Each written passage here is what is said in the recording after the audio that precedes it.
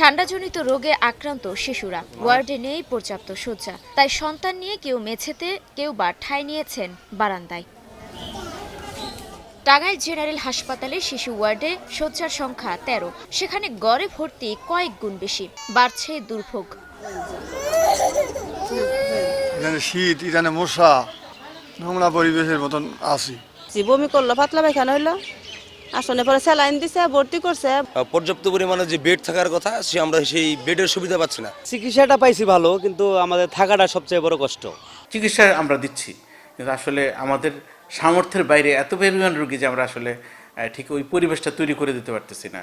আমরা এখন এই রোগীগুলো আমাদের বেডের বাইরে, ডাইরেক্ট ওয়ার্ডের বাইরে আমাদের যে ইগুলো আছে, বারান্দা বা ফ্লোর যেখানে আছে সেখানে অবস্থান করছে।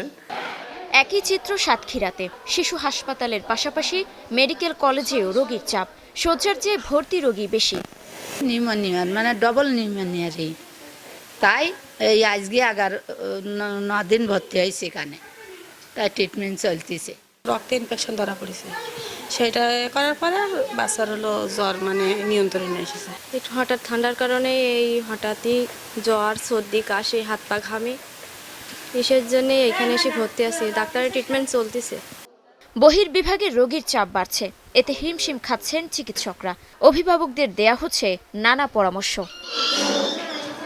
শিশুদের পাশাপাশি বৃদ্ধরাও শীতজনিত রোগের চিকিৎসা নিতে প্রতিদিন ভিড় জমাচ্ছেন হাসপাতালে। মুক্তা আক্তার, স্টার নিউজ।